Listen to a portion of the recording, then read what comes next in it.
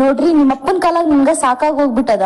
ಆ ಮುದುಕನ್ ತಗೊಂಡೋಗಿ ಅನಾಥಾಶ್ರಮಕ್ಕನ ಬಿಡ್ರಿ, ಇಲ್ಲ ನಮ್ ಭಾಗ ನಾವ್ ತಗೊಂಡು ಹೊರಗೆ ಹೋಗಿ ಆರಾಮಾಗಿರೋಣ. ಇವತ್ ಯಾವ್ದಕ್ಕೂ ಒಂದ್ ತೀರ್ಮಾನ ಆಗ್ಲೇಬೇಕು.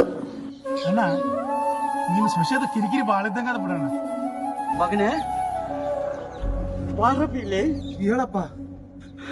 ಮಗನೇ, ಒಂದು ವರ್ಷ ಆಯ್ತಪ್ಪ ನಿನ್ನ ಹೇಳ್ತಿದ ಕಿರಿಕಿರಿ ನೀನು ಹೆಂಗ್ ತಾಳಕತ್ತಿದ್ದೇನು ಮಗನೇ. ಉಪವಾಸ ಇದ್ರೆ ಚಿಂತಿಲ್ಲ, ಉಪದ್ರ ಇರಬಾರ್ದಂತಪ್ಪ. ಸುಮ್ಮನೆ ಬೇರೆ ಆಗಿಬಿಡು ಮಗನೇ.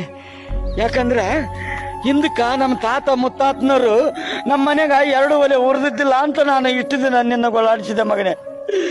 ಒಂದು ಕೆಲಸ ಮಾಡಿಬಿಡು, ನಿಮ್ಮಪ್ಪಗ ಹುಚ್ಚಿಡೋದು ಅಂತ ಹೇಳಿಬಿಡು. ಇಲ್ಲಂದ್ರ ಊರವ್ರ ಬಾಯಾಗ ಈ ವಿಷಯ ಗೊತ್ತಾಯ್ತಂದ್ರ ಆಡೋರ ಬಾಯಾಗ ತುತ್ತಾಗಿ ಬಿಡ್ತೀವಿ ಮಗನೇ.